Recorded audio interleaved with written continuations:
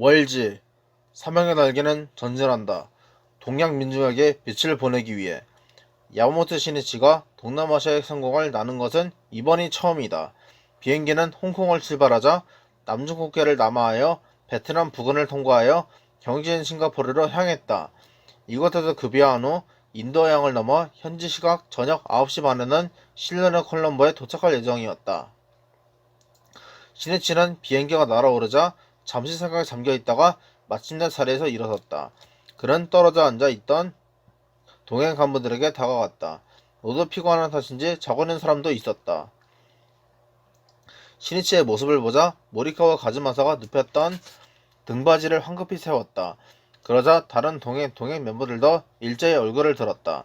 쉬고 있는데 미안하지만 의논하고 싶은 것이 있습니다. 실은 여러 가지로 생각해 보았는데 가까운 장래에 아시아에도 총지부를 만들었으면 합니다. 홍콩 외 인도네시아, 필리핀, 실론, 대만 등에도 지구를 결성하고 싶습니다. 지금부터 그 방향으로 모두가 검토해주기 바랍니다. 시니치의 말에 모두 놀람을 감추지 못했다. 미국이나 브라질과 비교하면 아시아 멤버는 극히 적었기 때문이었다. 예를 들면 지금부터 방문하는 실론에는 해외부에서 알고 있는 멤버가 불과 2사람밖에 없었다. 시니치는 동행 간부들이 당황해하는 것을 알고 강한 어조로 말했다. 먼저 구상을 합시다. 그리고 거기서 어떻게 현실을 열어갈까 생각하는 겁니다. 현실을 냉정하게 응시하는 것은 당연하지만 커다란 구상을 가지고 형성하려는 의욕을 불태우며 싸우지 않으면 아무것도 열어갈 수 없습니다. 도라 선생님께서 패전 후 불탄 들판에 섰을 때 학계는 괴멸 상태였습니다. 그 현실에 얼마였다면 75만 세대를 달성하려는 발상은 나올 수 없었을 겁니다. 결국 현실주의란 자칫 보수적으로 되어 현상에 추정하여 체념하고 살아가게 될지도 모릅니다. 그 현상 추정적인 의식을 타파해야 합니다. 간부가 항상 새로운 발상에 서지 않으면 학계의 발전도 희망도 없습니다. 커다란 지표를 정하고 투쟁해가는 겁니다. 동행한 간부는 자기들이 언제부터인가 혁신의 기계를 잃어가고 있었다는 것을 깨달았다. 모리카와 가즈마사가 대답했다. 알았습니다. 그러자 즉각 시니치가 말했다. 총지부를 결성한다면 총지부장은 모리카와 씨가 맡아주었으면 합니다. 부인부장은 역시 겸연의 기어하라 씨 외에 할 사람이 없을 것 같군요. 그리고 그럴 경우에 미카와 군이 총지부 간사를 맡아줘야겠네. 기어하라 가스는 조용히 고개를 끄덕였다. 통역인 미카와 겐지는 예 하고 대답만 했으나 긴장한 탓인지 떨리는 목소리였다. 그리고 도다 선생님은 대객장 건설에는 겐지스의 모래도 쓰자고 말씀하셨으니 인도에서는 겐스강의 모래나 자갈도 채취하도록 합시다. 시니치는 이렇게 말하고 제자리로 돌아갔다. 동양화 간부들은 자신들이 쉬고 있을 때도 야마모토 회장이 강신스파에 대한 사직을 하고 있었다고 생각하자 미안한 마음을 금할 수 없었다. 홍콩을 출발한 지 3시간쯤 지나자 창밖은 점차 어두워지고 있었다. 얼마 후 어느 쪽으로 휘말려 들 때쯤 싱가포르에 도착했다. 시니치가 밖으로 나가려 하는데 낯선 2명의 일본인 청년이 다가왔다. 저 학회 야마모토 선생님 아니신가요? 예, 그렇습니다만. 역시 그렇군요. 사진에도 뵌 적이 있습니다. 청년 중 한 사람은 자동차 회사에 근무하는 가고시마 현 출신의 남자 부원으로 기술 파견 요원으로서 쿠웨이트에 가는 길이라고 했다. 기내였기 때문에 한두 마디를 주고받았을 뿐이지만 시니치는 학계 청년이 점차 해외로 진출하는 새로운 시대가 도래했음을 느꼈다. 일행은 대기실에서 기다리기로 했다. 적도에 가까운 싱가포르는 역시 더워서 가만히 있어도 이마에 땀이 흐른다. 대합실 밖에는 야자수의 검은 그림자가 드리워져 남쪽 섬에 왔다는 것을 실감케 했다. 싱가포르는 전쟁 전 영국의 적할 식민지였으나 전쟁 중에는 일본군이 점령하여 휴난 섬이라고 불렸던 곳이다. 그 전쟁으로 많은 사람이 피를 흘렸고 현지 사람들에게는 큰 괴로움과 불행을 가져다 주었다.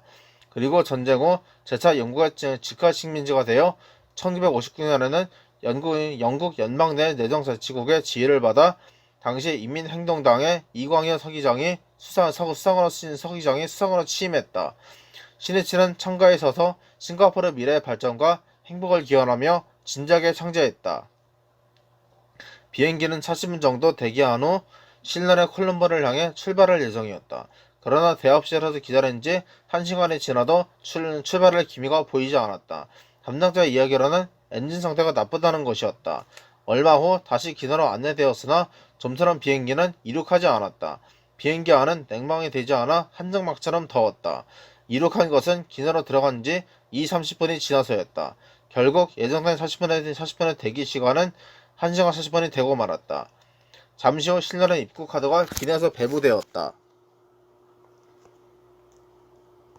놀랍게도 거기에는 소지한 돈부터 시계나 카메라, 테이프, 레코더까지 상세히 적어놓도록 되어 있었다. 통역인 미카와 겐지가 능숙하게 모두의 카드를 영문으로 기입했으나 그래도 3시간이나 걸렸다. 카드 작성이 겨우 끝났을 때 비행기는 이미 착륙 태세에 들어갔다. 모리카와 가즈마사가 아키즈키 에이스케에게 말했다. 입국카드 기재사항이 이 정도로 엄격하니 세관 심사도 꽤 엄할 것 같군요. 아키즈키가 고개를 끄덕였다. 부다가에 매장할 이 케이스도 열어볼 수 있다는 것을 각오해야겠군요. 두 사람은 마음이 무거웠다. 비행기가 실론의 콜럼보 공항에 도착한 것은 현지 시각으로 오후 10시 30분이었다. 콜럼보는 일본의 한여름 같은 무더위였다. 입국 심사를 받으러 가는 일행의 얼굴에는 땀이 흘렀다. 그러나 그것은 단지 더위 때문만은 아니었다. 케이스를 열지 않고 통과할 수 있을지 여부에 너무 긴장한 탓이기도 했다. 모리카와도 아키즈키도 마음속으로 필사적인 창제를 하고 있었다. 세관원 앞에 선 미카와는 심호흡을 하고 자신있게 영어로 말했다. 우리들은 불교도 그룹입니다. 이분은 니타스 상인이라는 일본 최고의 승려이며 내 옆에 있는 분이 창각해라는 일본 제일의 불교단체 회장입니다.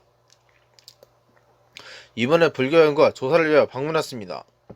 말이 끝나자 즉시 옆에 있던 야마모토 시니치가 웃는 얼굴로 손을 내밀었다.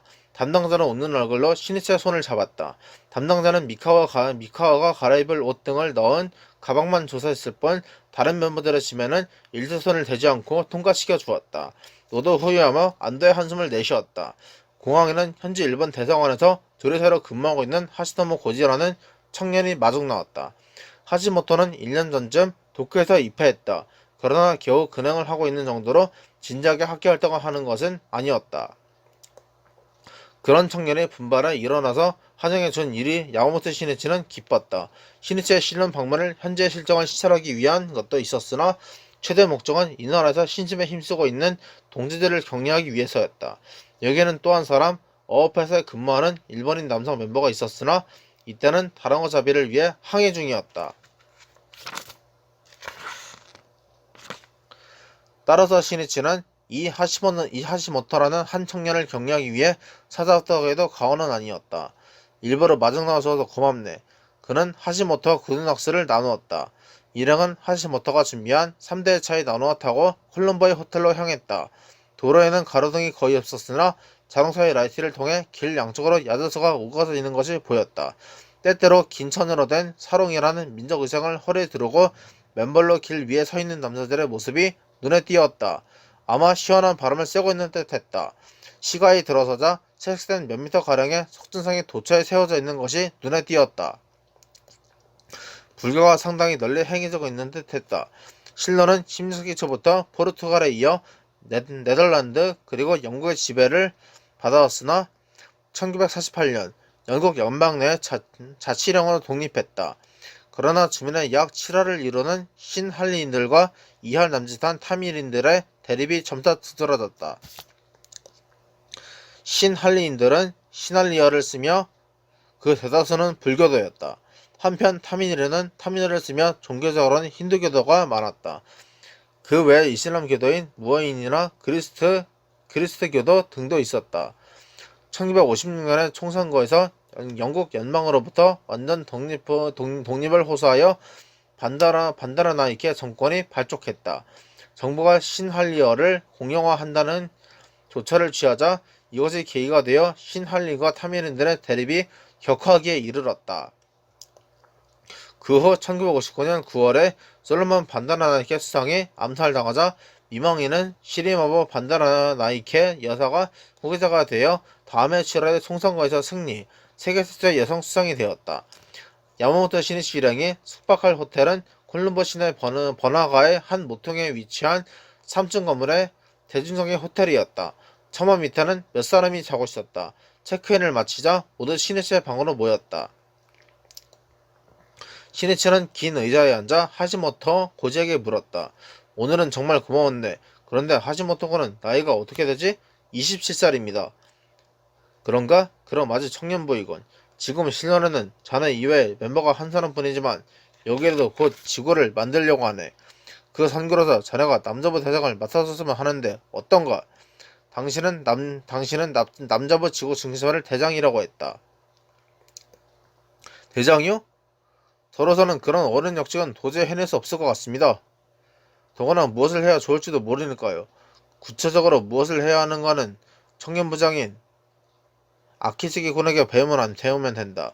또 할 수 있는 가 어떤가는 실제로 해보지 않으면 모른다. 청년으로서 가장 중요한 것은 도전이다. 자기로서는 무리일지 모른다고 생각해도 그것에 도전해 갈 때 성장이 있으며 자신의 경계를 열어갈 수 있다. 하지만 저에게는 하시모토는 무척 곤혹스러운 얼굴을 하고 있었다. 시니치는 강요할 마음은 없었다. 하시모토의 지금까지 경위로 보면 본인의 단호한 결의가 없는 한 대장으로 임명해도 그에 따른 책임을 완수하고 조직을 건설해 간다는 건 힘든 일이었기 때문이었다. 시니치는 말했다. 어쨌든 지금의 자네에게 중요한 것은 광전선배의 사명을 자각하는 것이네. 어느 나라에 있어도 어떤 곳에 간다고 해도 자기가 연 있는 사람들에게 불법을 가르치고 자신이 있는 장소를 적광토로 만들어가겠다는 일념을 가지는 것이다. 그것이 자네 인생을 장엄하게 하고 흔들리지 않는 행복을 구축하는 원동력으로 되는 것이다.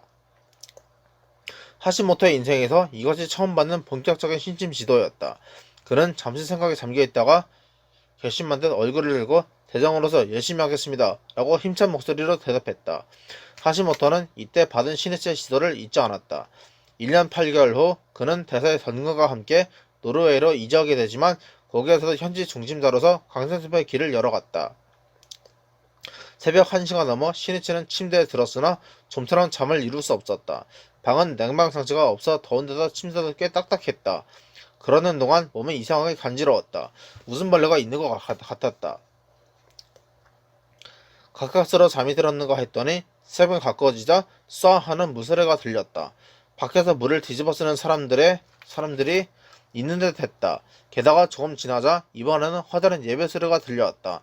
깜짝 놀라 밖을 내다보니 호텔 뒤쪽에 이슬람계의 회교 사원이 있었다. 이날 이른 아침부터 통역인 미카와 겐지는 항공회사 사무실을 찾아갔다. 인도행 항공편을 변경하기 위해서였다. 당초 일행이 신청한 것은 1월 31일 아침에 콜럼보를 출발하여 당일 밤 인도의 델리에 도착하는 항공편이었다. 그러나 1월에 항공 운행 계획이 개정되어 일본을 출발하기 직전에 항공편이 바뀌고 말았다. 그 항공편으로 간다면 31일 오후에 콜럼보를 출발하여 인도의 마드라스에서 5시간을 기다린 후 다시 나그푸르에서 갈아타고 2월 1일 새벽이 되어서야 델리에 도착하게 된다. 이렇게 되면 상당한 표류를 가져가지 않으면 안 되었다. 시니치는 니타스 법제의 건강이 걱정되어 서둘러 항공편을 변경하도록 동행하 감독에 부탁했다.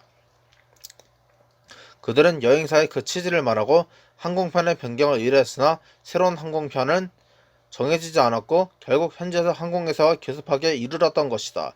미카와는 영어로 그날 중 델리에 도착할 수 있는 항공편 변경을 신청했으나 빈자리가 없었다. 그는 어깨를 축 늘어뜨렸다. 미카와가 호텔로 돌아오자 곧 아침 식사 시간이었다. 야마모토 회장을 비롯한 일행은 눈 언저리가 부은 얼굴로 식당에 들어섰다. 숙면을 다 할 수 없었던 것이다. 그것을 보자 미카와는 항공편에 대한 말을 꺼내는 것이 괴로웠지만 결심하고 신의세계에 보고했다. 빈자리가 없으면 어쩔 수 없지 않은가. 옛날 중국 승려들은 불법을 구하여 산을 넘고 계곡을 건너 말이나 도보를 인도까지 여행했다. 그것을 생각하면 아무것도 아니다. 즐거운 추억이 될 거지. 시니치는 유쾌한 듯이 미소 지으며 말했다. 미카와의 마음을 헤아렸던 것이었다. 창백했던 미카와의 얼굴에 생기가 돌기 시작했다. 아침 식사 후 시니치는 호텔을 바꾸기로 했다. 이것 또한 니타스 법제의 건강을 배려해서였다. 일행이 옮겨간 호텔은 항구를 마주하는 하얀 벽의 5층 건물이었다. 이날은 차로 캔디를 시사하러 갔다. 캔디는 콜롬보에서 동북동쪽으로 100km 정도 떨어진 구릉지대로 15세기 후반부터는 시드니 왕조의 마지막 수도로서 번창했던 땅이다. 교회로 나가는 길가에는 책과 노트를 겨드랑이에 끼고 지나가는 소년의 모습이 눈에 띄었다. 정부가 기옥에 힘을 쏟고 있다는 것을 잘 알 수 있었다. 잠시 후 책장 밖으로 농촌 풍경이 펼쳐지고 조금 지나자 나무들이 무성한 구릉지대에 들어섰다. 때때로 큰 나무를 운반하는 코끼리가 날개를 펼치면 몇십 센티미터나 되는 박쥐다가 나타났다. 캔디는 녹음으로 둘러싸인 아름다운 도시였다. 나지막한 언덕 위에 올라서다 눈 아래 캔디의 푸른 수면이 펼쳐지고 벽돌색 집들의 빈 지붕이 눈부신 햇살에 빛나고 있었다. 이랑은 호숫가에 있는 호텔에서 점심을 한 후 석촌의 치아를 안치하고 있다는 불치사를 견학했다. 돌로 지은 전례부는 좀 어두컴컴했다. 무릎을 꿇고 진작을 기원하는 사람들의 모습에서 고뇌의 기표가 느껴졌다. 신론의 불교가 전래된 것은 기원전 3세기였다. 전승에 의하면 인도의 아소가 대왕이 청하사들로 자신의 아들인 마힌다를 신론에 파견한 데에서 시작되었다. 더욱이 딸인 신가미터로 석존이 성도한 정자에서 자란 보리수 가지를 가지고 신론으로 건너갔다.